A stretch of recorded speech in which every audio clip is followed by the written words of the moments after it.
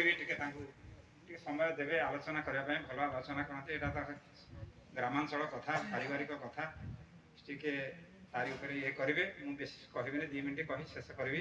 ଆପଣମାନେ ଜାଣିଲେ ତ ବିବାହ ଅବସରରେ ଏହି ସତ୍ସଙ୍ଗ ଆମର ଇଷ୍ଟପ୍ରାଣ କୁଞ୍ଜ ଭାଇ ତାଙ୍କର ଜ୍ୟେଷ୍ଠ ପୁତ୍ର ଅସୀମରଞ୍ଜନର କନିଷ୍ଠ ପୁତ୍ର ଦିବ୍ୟରଞ୍ଜନର ବିବାହ ଉଦ୍ଦେଶ୍ୟରେ ସତ୍ସଙ୍ଗ।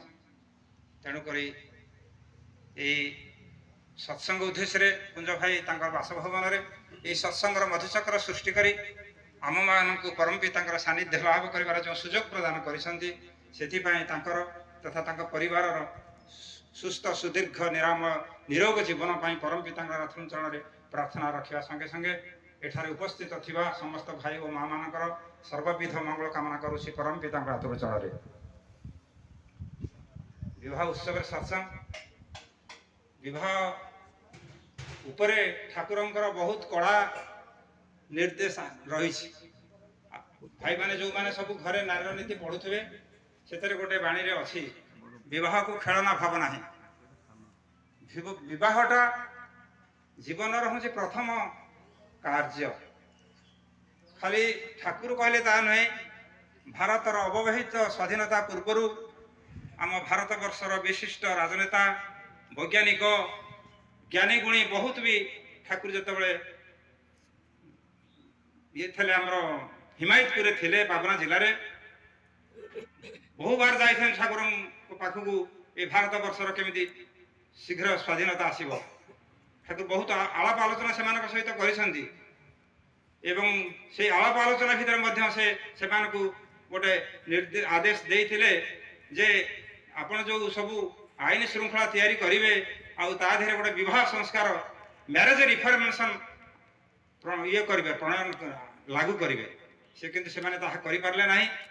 ଯାହାଫଳରେ ଆଜି ଆପଣମାନେ ଆମମାନେ ସମସ୍ତେ ବୁଝୁଛୁ ଏ ବିବାହଟା କେଡ଼େ ଦାୟିତ୍ୱ କଥା। ଏ ପରିବାର ଭିତରେ ଆଜିକାଲି ଆପଣମାନେ ସବୁ ସମାଜରେ ଟିଭି, ରେଡ଼ିଓ, ଖବରକାଗଜରେ ଦେଖୁଛନ୍ତି କେମିତି ଗୋଟେ ଅସବର୍ଣ୍ଣ ଝିଅ ସବର୍ଣ୍ଣ ଘରେ ବିବାହ ହେଇଯାଉଛି, ସବର୍ଣ୍ଣ ଝିଅ ବି ଅସବର୍ଣ୍ଣ ଘରେ ବିବାହ ହେଉଛି।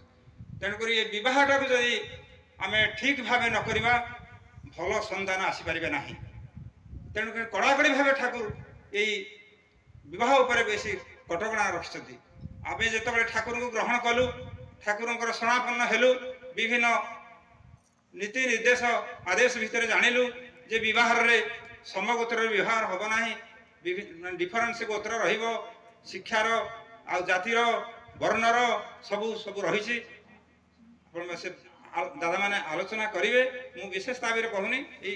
ଏଇ କଥା ଯଦି ଆମେ ସେଇ ଠାକୁରଙ୍କର ନିର୍ଦ୍ଦେଶଟାକୁ ମାନି ବିବାହଟା କରିବା, ଭଲ ସନ୍ତାନ ଆସିବେ। ଭଲ ସନ୍ତାନ ଜନ୍ମ ଦିଆଯାଏ, ଭଲ ସନ୍ତାନ ତିଆରି କରିବାଟା କିନ୍ତୁ କଷ୍ଟ। ଭଲ ସନ୍ତାନ ଆସିଲେ ଭଲ ବ୍ୟକ୍ତି ହବ।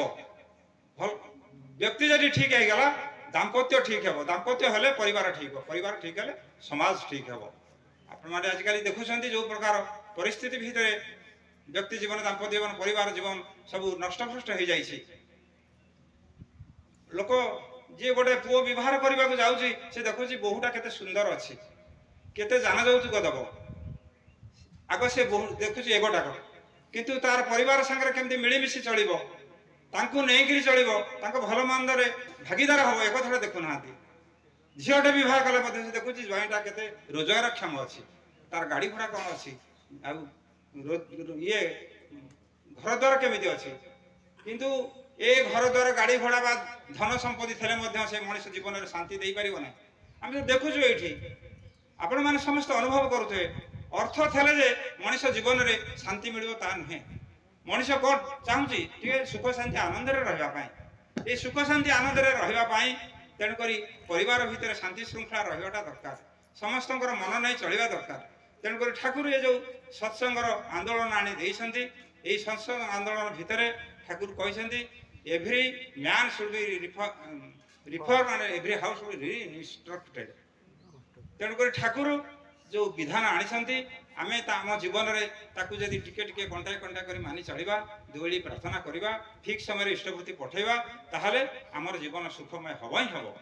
ଏତିକି କହି ମୋର ବକ୍ତବ୍ୟ ଶେଷ କରୁଛି। ବର୍ତ୍ତମାନ